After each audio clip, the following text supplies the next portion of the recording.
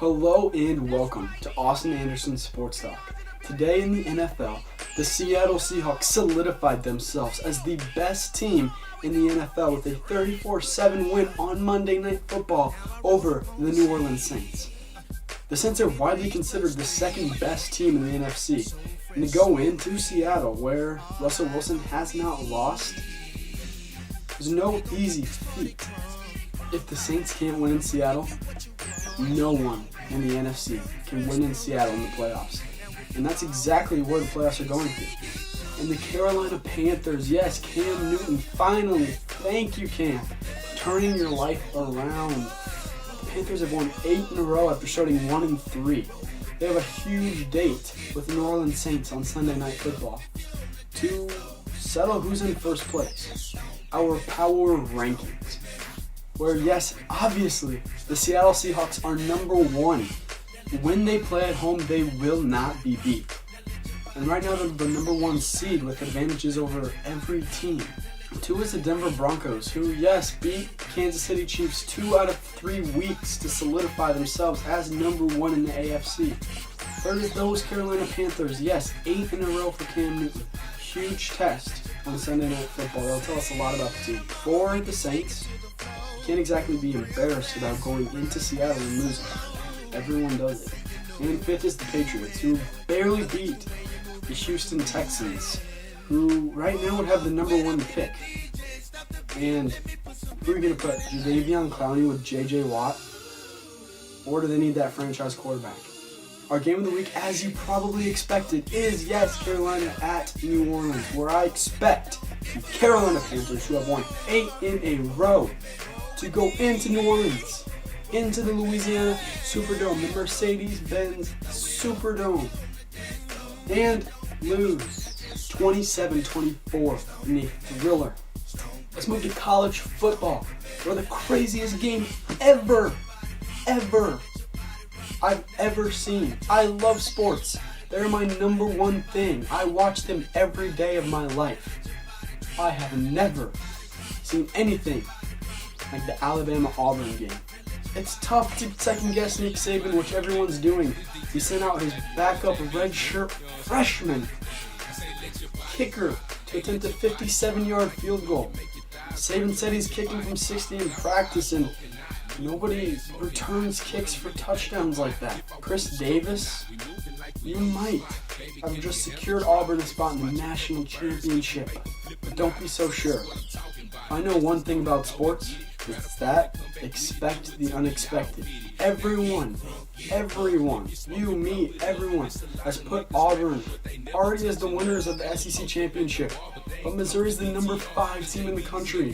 1 loss in double overtime to South Carolina without their starting quarterback, James Franklin. Missouri is an amazing team. I expect Missouri to beat Auburn. And if Ohio State beats Sparty in the Big Ten Championship, they'll probably face Florida State. And I'm telling you, that's a disgrace to college football. Ohio State does not deserve to be in the national championship game. And that's insane saying that, considering they haven't lost in, 2 years. Our Heisman watch, Jameis Winston, famous Jameis Winston, is the ACC Player of the Year, the first freshman ever to do that. And he will become the 2nd freshman to ever win the award, following Johnny Manziel last year. He's in a lot of legal trouble, and if he's proven guilty, he might not win the award regardless of his stats and the fact that he's the best player on the best team. If he doesn't, it's going to go to Northern Illinois University quarterback Jordan Lynch, who is 3rd in the nation in rushing yards and 3rd in the nation in rushing touchdowns. That's not amongst quarterbacks. That's amongst everybody. Not to mention his impressive arm. I mean, Northern Illinois played anyone this year. Anyone. He might be number 1 because his numbers are through the roof. Comparable to Johnny Manziel last year and Tim Tebow his year, 2007, when he won it all. And in the NBA, there's 2 teams above 500 in the East. The Indiana Pacers and the 2-time defending world champions, Miami Heat.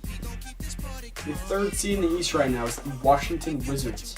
So if you politely just move them over to the Western Conference, that would be tied for 11th. The East is awful. And lastly, in Major League Baseball, a lot of trades have just gone down. Dexter Fowler to the Astros, Doug Fister to the Nationals, Gerald Saltalamacchia to the Miami Marlins, who are filling his spot on the Boston Red Sox with A.J. Pierzynski.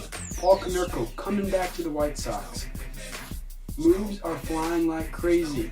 We don't know where Robbie Cano will go, but the odds are he's not going back to New York, because they just signed Boston Red Sox world champion Jacoby Ellsbury to a 7-year, $153 million deal. Ellsbury's 30 years old, and his best asset, probably his speed, which, as we all know, doesn't age well. Yes, for the next 1, 2, possibly 3 years, he can be a good, maybe great player. But why don't the Yankees learn? Alex Rodriguez is awful. They can't get rid of him because of the contract. They are fortunate that he is being suspended. Robbie Cano, you'll learn a lot about him. The Yankees have a firm offer of 7 years, $175 million. And Seattle, the awful Seattle Mariners, who haven't done anything in a while, are offering him maybe 8 years, $200 million. He's really going to go from the most historic professional sports franchise in the world, the New York Yankees, to the Seattle Mariners, because $175 million wasn't enough. All right, folks, that's it. Appreciate you tuning in. I appreciate you watching.